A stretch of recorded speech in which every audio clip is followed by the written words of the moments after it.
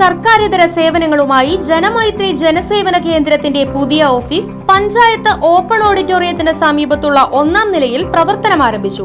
Panchayat, village, passport, motor വാഹന സേവനങ്ങൾ, +1 degree രജിസ്ട്രേഷനുകൾ, പോലീസ് ക്ലിയറൻസ്, ഗ്രാന്റ് സ്കോളർഷിപ്പുകൾ, camera fine, poly admission, photostat, lamination തുടങ്ങിയ എല്ലാവിധ ഓൺലൈൻ വർക്കുകളും ജനമൈത്രി ജനസേവന കേന്ദ്രം നിങ്ങൾക്കായി പ്രദാനം ചെയ്യുന്നു. ജനമൈത്രി ജനസേവന കേന്ദ്രം പഞ്ചായത്ത് ഓപ്പൺ ഓഡിറ്റോറിയത്തിന് സമീപം, ചേലക്കര. ഫോൺ 8078053725 9048663725.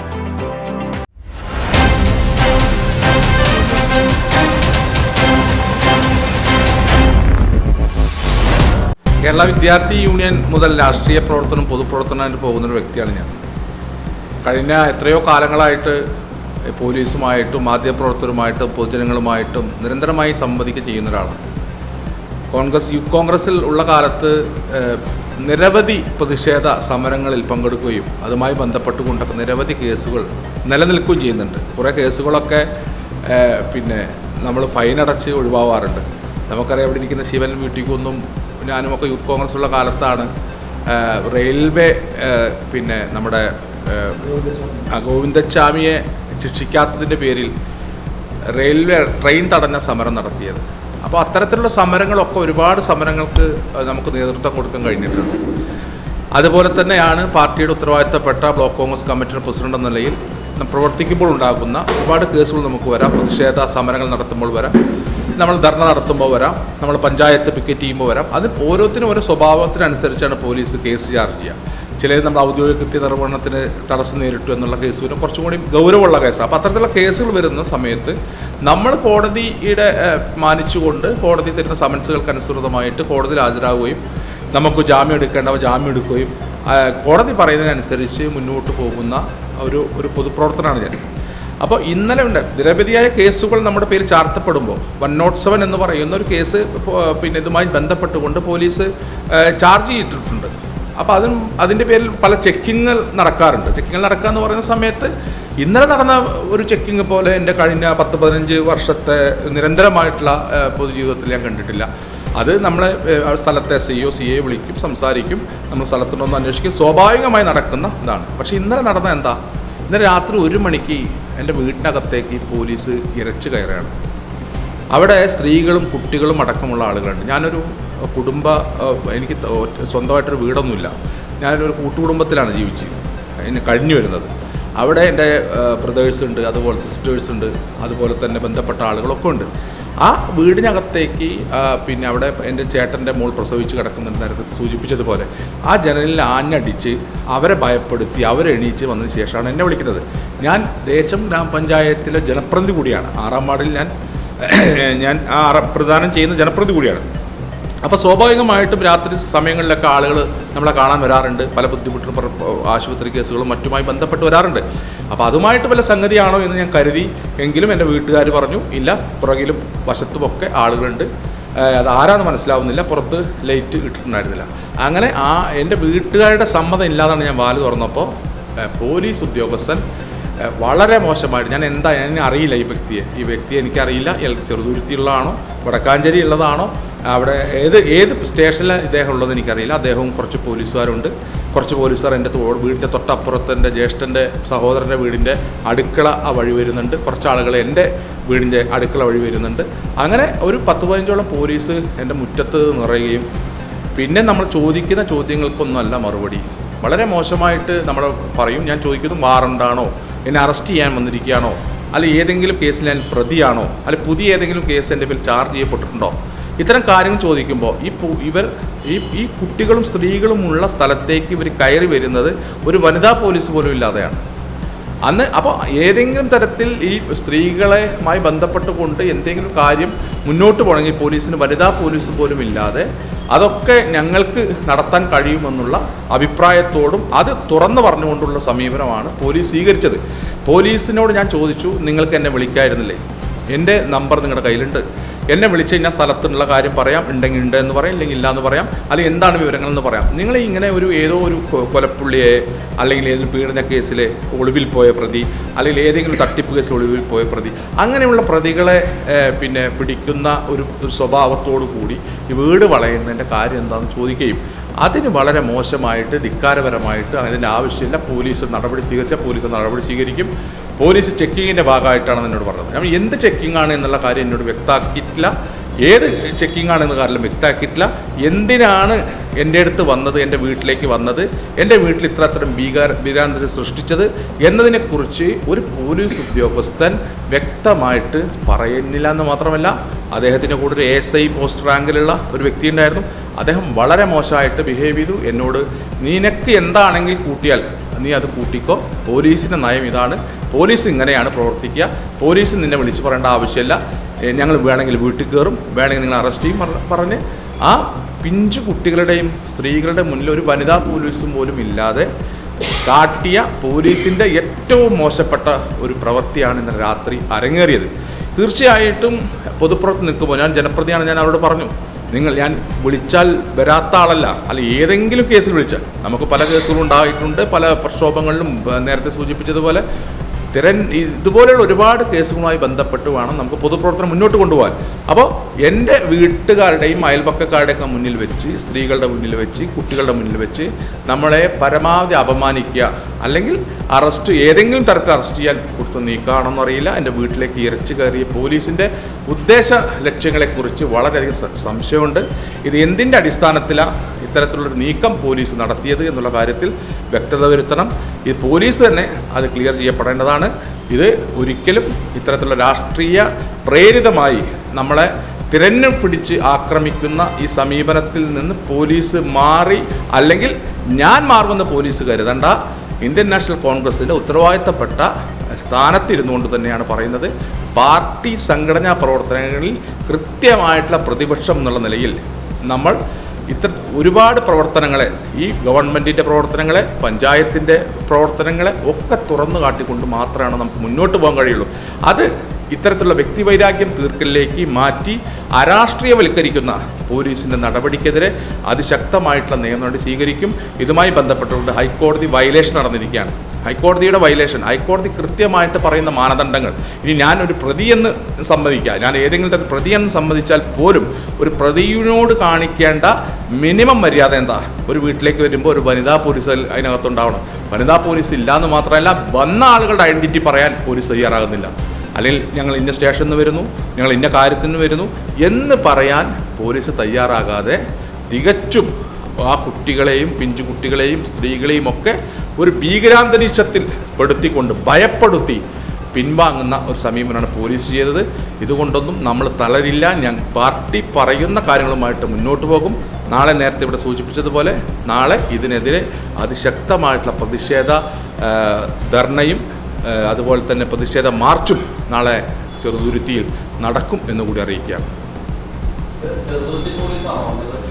അല്ല, ഇന്നലെ എനിക്ക് വ്യക്തതല്ല. ഇന്ന് രാവിലെ പറഞ്ഞത് കേട്ടത് ചെറുതുരുത്തിയല്ല, വടക്കാഞ്ചേരി സിയുടെ നേതൃത്വത്തിലാണെന്നാണ് പറഞ്ഞത്. വടക്കാഞ്ചേരി സിയുടെ നേതൃത്വത്തിലുള്ള 2 വണ്ടി, ഒരു വണ്ടി എൻ്റെ വീടിൻ്റെ മുൻപിൽ നിൽക്കുന്നു, ഒരു വണ്ടി എൻ്റെ വണ്ടറെ മുറ്റത്ത് നിൽക്കുന്നു. അപ്പോൾ തൊട്ടടുത്താണ് വീടുകളൊക്കെ, എൻ്റെ ജസ്റ്റ് സഹോദരന്മാരൊക്കെ വീടുകൾ. അവരുടെയൊക്കെ അടുക്കള ഭാഗങ്ങളും അവരുടെയൊക്കെ വീടിൻ്റെ സൈഡുകളിലൊക്കെ ടോർച്ചടിച്ചും അടിക്കാതൊക്കെ വന്ന് ലാസ്റ്റ് ഒരു 10-15 പോലീസുകാർ എൻ്റെ മുറ്റത്ത് നിൽക്കാനുണ്ടായി.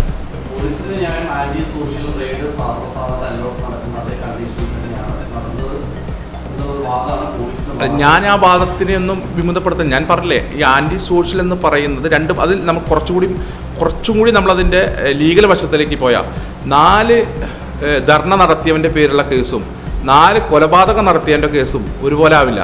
പക്ഷേ ഇത് 107 എന്നുള്ള കേസിൽ ചാർജ് ചെയ്യപ്പെട്ട യൂത്ത് കോൺഗ്രസിൻ്റെ ബ്ലോക്ക് പ്രസിഡന്റ് സമയത്ത് തന്നെ കേസുകൾ ഇതുപോലെയുള്ള ധർണ, ഇതുപോലെ മാർച്ചുകളൊക്കെ പങ്കെടുത്ത്, പിക്കറ്റിങ് അതുപോലെ പങ്കെടുത്തപ്പോൾ കേസുകൾ വന്നിട്ട് നമുക്ക് 107 ഉണ്ടായിരുന്നു. പക്ഷെ ഞാൻ കൃത്യമായി RDO കോർട്ടിൽ ഹാജരായി, RDO കോർട്ടിൽ നിന്ന് ജാമ്യം എടുത്ത് വർഷങ്ങൾക്ക് മുന്നേ തന്നെ, കഴിഞ്ഞ വർഷം അതിന് മുൻപത്തെ വർഷമൊക്കെ എടുത്ത് ഞാൻ കമ്മീഷർക്ക് പരാതി നൽകി. കമ്മീഷണർ ആ പരാതി സ്വീകരിച്ച് DYSP ഓഫീസിലേക്ക് അയച്ച് DYSP ഓഫീസിൽ നിന്ന് അത് ചെറുതുരുത്തി പോലീസ് സ്റ്റേഷനിലേക്ക് എത്തിയിട്ടുള്ളതാണ്. അപ്പോൾ 107 ഞാനിപ്പോൾ ഉണ്ടോ എന്ന് തന്നെ എനിക്കറിയില്ല. ആൻറ്റി സോഷ്യൽ എന്ന് പറയുന്നത് 107 പ്രതികൾ, ആ 107 ഞാൻ ഉണ്ടോ എന്നുള്ള കാര്യത്തിൽ എനിക്കിപ്പോഴും വ്യക്തതല്ല.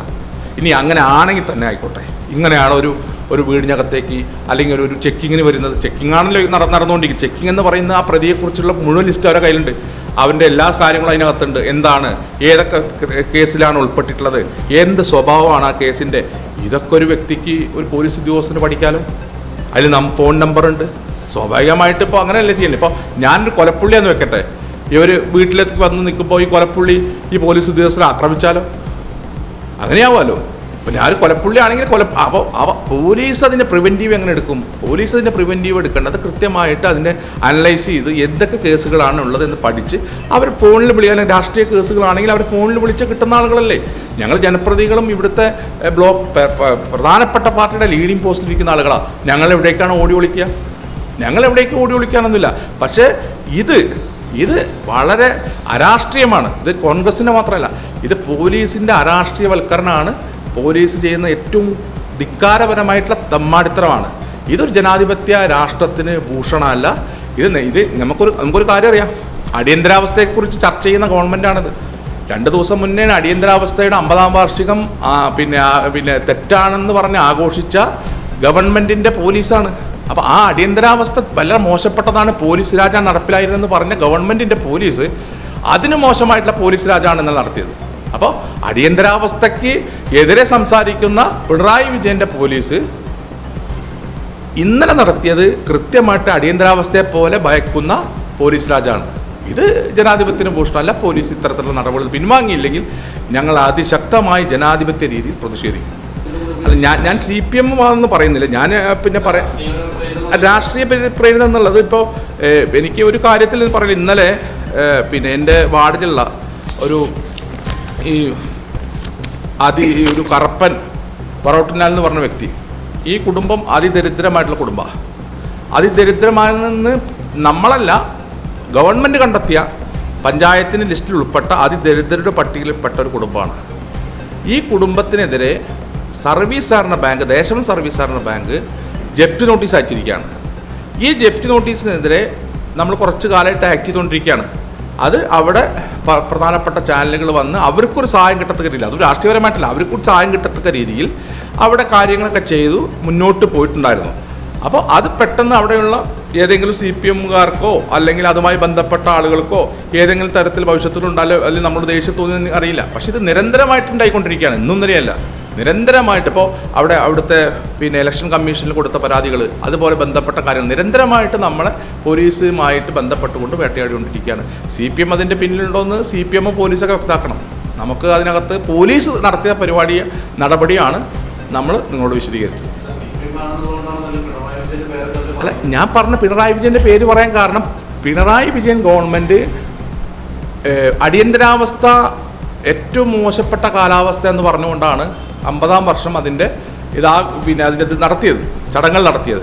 അതിനെപ്പറ്റി പത്രങ്ങൾ എഴുതി, അന്നത്തെ കാലത്ത് വേട്ടയാടപ്പെട്ട ആളുകളുടെ, അന്നത്തെ കാലത്ത് പോലീസ് അടിച്ചമർത്തിയ ആളുകളുടെ, അങ്ങനെ പോലീസ് രാജിനെക്കുറിച്ച് ശക്തമായി വിമർശിക്കുന്ന പിന്നെ ഈ ഗവൺമെൻറ്റിൻ്റെ പോലീസ്, ആ ഗവൺമെൻറ്റിൻ്റെ പോലീസാണ് യാതൊരു വിധത്തിലുള്ള പിന്നെ മുൻവിധികളുമില്ലാതെ, യാതൊരു വിധത്തിലുള്ള അറിയിപ്പുകളുമില്ലാതെ, ഒരു വിധത്തിലുള്ള പിന്നെ ഫോൺ വിളികളോ അല്ലെങ്കിൽ വേറെ തരത്തിലുള്ള അറിയിപ്പുകളോ ഇല്ലാതെ ഒരു വീട്ടിനകത്തേക്ക് ഹൈക്കോടതിയുടെ നിയമം നിലനിൽക്കെ വനിതാ പോലീസ് പോലും ഇല്ലാതെ ഒരു വീടിനകത്തേക്ക് ഇരച്ചു കയറി അപ്പോൾ എന്തിനാണ് വന്നതെന്നോ, എന്നെ അറസ്റ്റ് ചെയ്യണ്ടേ? വാറണ്ടുമായിട്ടാണ് വന്നതെങ്കിൽ അവർക്ക് എന്നെ അറസ്റ്റ് ചെയ്യണം. അവരെന്നെ അറസ്റ്റ് ചെയ്തിട്ടില്ല. അല്ലെങ്കിൽ വേറെ സമൻസ് തരാണെങ്കിൽ സമൻസ് തരാൻ തന്നിട്ടില്ല. അവർ എന്താണ് വന്നത് തന്നെ അവർ വ്യക്തമാക്കിയിട്ടില്ല. വ്യക്തമാക്കാതെയാണ് ആളുകൾ മടങ്ങിയിട്ടുള്ളത്. അപ്പം അതിനർത്ഥം എന്താ? ഭയപ്പെടുത്തുക എന്നുള്ളതാണ്. എന്നെ മാത്രമല്ല, എൻ്റെ കുടുംബത്തിലുള്ള ആളുകളെ പോലും, സ്ത്രീകളെയും കുട്ടികളെയും ഭയപ്പെടുത്താനുള്ള ഒരു നടപടി സ്വീകരിക്കാമെന്ന് മാത്രമാണ് ചെയ്തിട്ടുള്ളത്. അസഭ്യം പറഞ്ഞു. എൻ്റെ മരിച്ചുപോയ അച്ഛനെ വിളിച്ചു, അതുപോലെ ഒരുപാട് കാര്യങ്ങൾ പറഞ്ഞു. എന്നെ തൂക്കിക്കോളാന്ന് പറഞ്ഞു, നിന്നെ എടുത്തോളാന്ന് പറഞ്ഞു. ഇത്തരം കാര്യങ്ങളൊക്കെ പറഞ്ഞിട്ടില്ല. ഞങ്ങൾക്ക് ഫോൺ ചെയ്യേണ്ട ആവശ്യമില്ല, നീ ആരാന്ന് ചോദിച്ചു. അപ്പോൾ അത്തരത്തിലുള്ള കാര്യങ്ങളൊക്കെ വളരെ മോശമായിട്ടാണ്. അല്ല, പോലീസിനോട് നമ്മളൊരു പരിധി വിട്ടപ്പോൾ ഞാൻ എൻ്റെ ഫോൺ എടുത്ത് ഞാനും അത് വീഡിയോ എടുത്ത് ഞാനും പിന്നെ പരമാവധി പ്രതിരോധിക്കാനുള്ള വാക്കുകൾ കൊണ്ട് പ്രതിരോധിക്കാനുള്ള പ്രതിരോധം തീർത്തു. പക്ഷേ എന്നാലും അവരെത്ര മോശമായിട്ടില്ലെന്നാണ് എൻ്റെ ഒരു കാഴ്ചപ്പാട്. ഞാൻ പറഞ്ഞത്, അവർ പറഞ്ഞതും ഞാൻ പറഞ്ഞതും വെച്ച് നോക്കും വളരെ മോശമായിട്ടുള്ള ഇതാണ്. അത് ആരൊക്കെ നിൽക്കുന്നത് അവിടെ, പിന്നെ വയ്യാത്ത ആളുകൾ, എൻ്റെ കുട്ടികൾ, ചേട്ടന്മാരെ കുട്ടികൾ, പ്രായപൂർത്തി ആവാത്തതായിട്ടുള്ള പെൺകുട്ടികൾ, ഇവരെ മുന്നിലൊക്കെ വെച്ചിട്ടാണ് ഈ മോശമായിട്ടുള്ള ഇത് നടത്തിയിട്ടുള്ളത്. എൻ്റെ കയ്യിലെ വീഡിയോ ഇല്ലെങ്കിൽ നാളെ ഇത് നടന്നിട്ടില്ല എന്ന് വരെ പറയും. നാളെ ഇവർ വന്നിട്ടില്ല എന്ന് അവർക്ക് എന്നെ അറസ്റ്റ് ചെയ്ത് കൊണ്ടുപോകാൻ എളുപ്പമായിരുന്നു. അവിടെയുള്ള സ്ത്രീകൾ തടുക്കാൻ നിൽക്കില്ലോ. അറസ്റ്റ് ചെയ്ത് കൊണ്ടേ നാളെ ഇതുപോലെ വന്ന് അവർ അറസ്റ്റ് ചെയ്ത് കൊണ്ട് ഏതെങ്കിലും തരത്തിൽ പുതിയ കുറേ കാര്യങ്ങൾ കെട്ടിവെച്ച് തന്നാലും പിന്നെ രാവിലെ ആവണം അതിൻ്റെ കാര്യത്തിൽ എന്തെങ്കിലും തീരുമാനമാവണമെങ്കിൽ. അപ്പോൾ അത് ഭയപ്പെടുത്തുന്നതാണ്. പിന്നെ ഇങ്ങനെ ഭയപ്പെടുത്തി രാഷ്ട്രീയ പ്രവർത്തകനെ അവസാനിപ്പിക്കുക എന്നുള്ള ആ കാര്യത്തിലൊന്നും പോലീസിൻ്റെ നടപടി ശരിയല്ല. അത് ശക്തമായിട്ട് പ്രതിഷേധം അറിയിക്കുന്നു.